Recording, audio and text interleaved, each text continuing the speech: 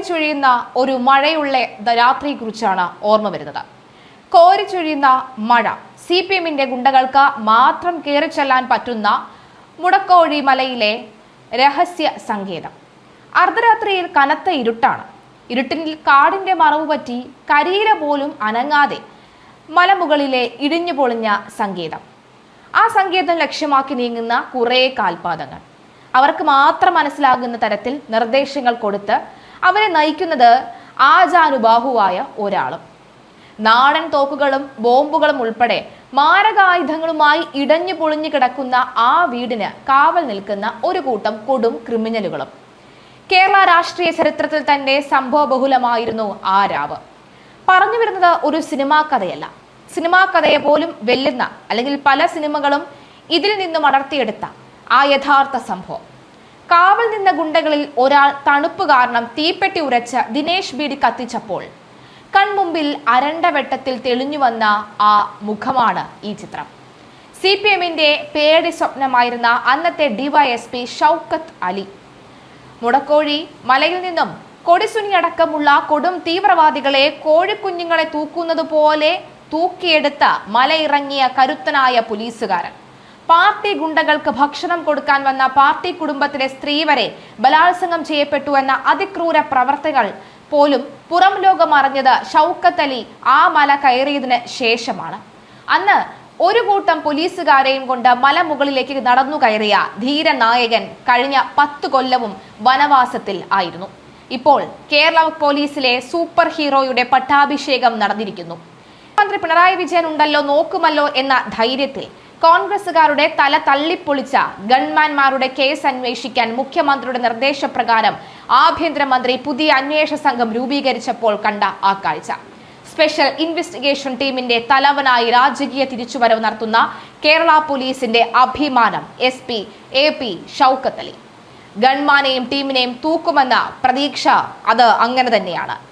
TP case അന്വേഷിച്ച് എല്ലാത്തിനെയും പൊക്കിയ officer, മികച്ച പോലീസ് ഓഫീസർ. അന്ന് രക്ഷാപ്രവർത്തനം നടത്തിയവരെ ഒന്ന് നന്നായി രക്ഷാപ്രവർത്തനം നടത്തണം സാർ. ഇതുപോലെ നവീൻ ബാബു സാറിന്റെ കേസ് കൂടി അന്വേഷിച്ചാൽ നന്നായിരിക്കും.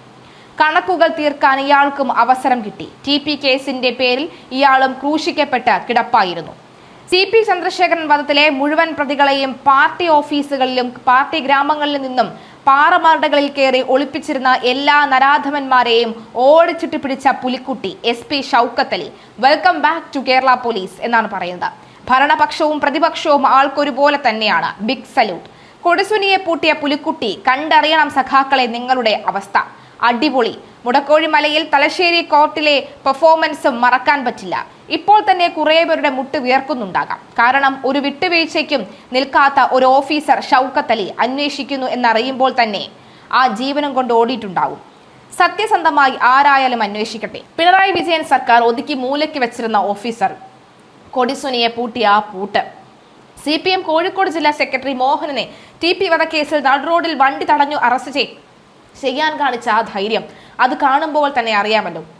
അടിപൊളി. വളരെയധികം നല്ല തീരുമാനം. CPIM ഏറ്റവും പേടിയും ദേഷ്യവുമുള്ള പോലീസ് ഉദ്യോഗസ്ഥനാണ് ഷൗക്കത്ത് അലി. ഇനി കളി മാറുമെന്ന കാര്യത്തിൽ സംശയമില്ല. മുടക്കോഴി മലയിൽ കയറി ചെന്ന് TP കേസ് പ്രതികളെ മുഴുവൻ തൂക്കിയ നമ്മുടെ ഹീറോയാണടാ, പുലിക്കുട്ടിയാണടാ എന്നാണ് പറയുന്നത്.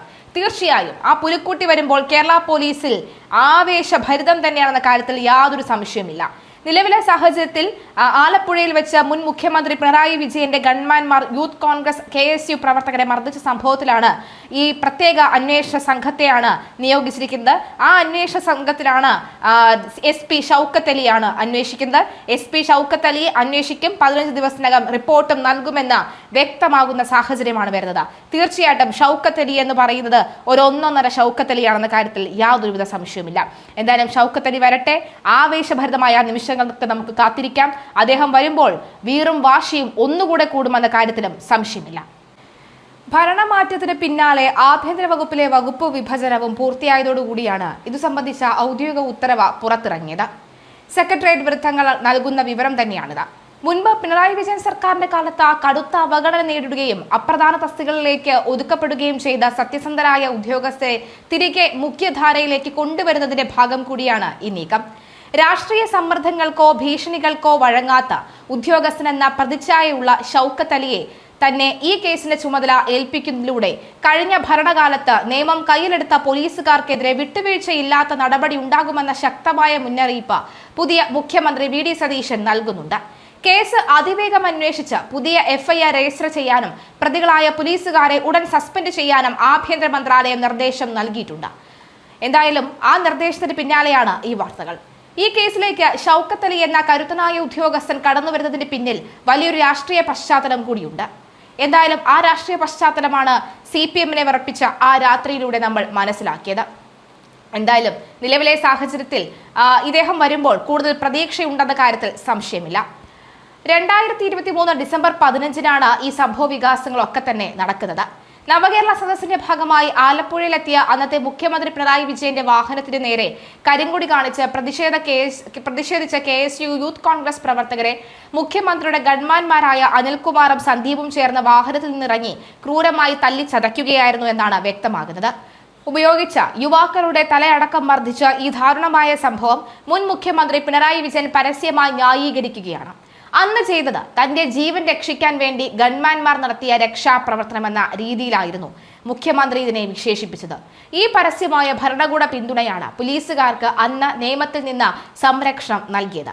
എന്നാൽ കാലം മാറി മറിഞ്ഞപ്പോൾ അന്ന് മുഖ്യമന്ത്രിയുടെ ഗൺമാൻമാരുടെ ക്രൂരമായ മർദ്ദനമേറ്റ് ചോരയൊലിപ്പിച്ച് നിന്ന യൂത്ത് കോൺഗ്രസ് നേതാവ് AD തോമസ് ഇത്തവണത്തെ നിയമസഭാ തെരഞ്ഞെടുപ്പിൽ ആലപ്പുഴയിൽ നിന്ന് വൻ ഭൂരിപക്ഷത്തോടുകൂടി ജനപ്രതിനിധിയായി നിയമസഭയിൽ എത്തിക്കഴിഞ്ഞു.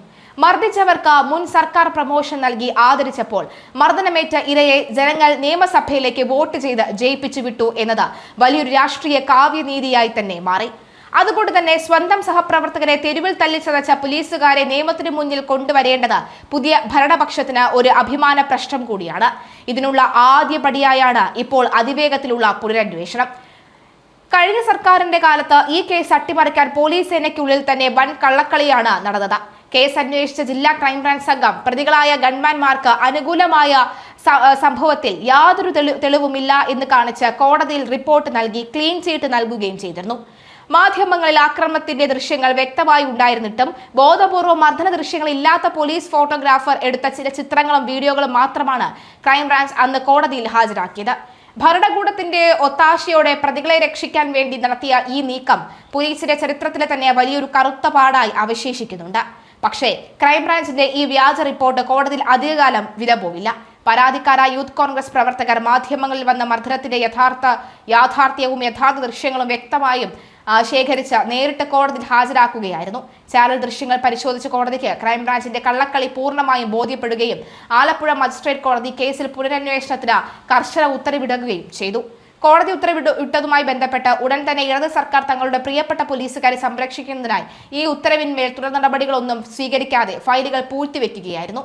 പുതിയ സാഹചര്യത്തിൽ ഷൗക്കത്ത് അലിയുടെ നേതൃത്വത്തിലുള്ള പ്രത്യേക അന്വേഷണ സംഘം വരുന്നത് കേവലം 2 ഗൺമാൻമാർക്ക് മാത്രം പണി കൊടുക്കാനല്ല, മറിച്ച് ദൃശ്യങ്ങൾ ഒളിപ്പിച്ച് പ്രതികൾക്ക് ക്ലീൻ ചീറ്റ് നൽകാൻ വേണ്ടി വ്യാജ റിപ്പോർട്ട് ചമച്ച ജില്ലാ ക്രൈംബ്രാഞ്ചിലെ ഉയർന്ന ഉദ്യോഗസ്ഥരെയും പുതിയ സംഘം പ്രതിക്കൂട്ടിലാക്കും. നിയമം നടപ്പാക്കേണ്ടവർ തന്നെ പ്രതികളെ രക്ഷിക്കാൻ കള്ളത്തെളിവുകൾ ഉണ്ടാക്കിയത് ഗുരുതരമായ കുറ്റകൃത്യമായാണ് പുതിയ ആഭ്യന്തര വകുപ്പ് കാണുന്നത്.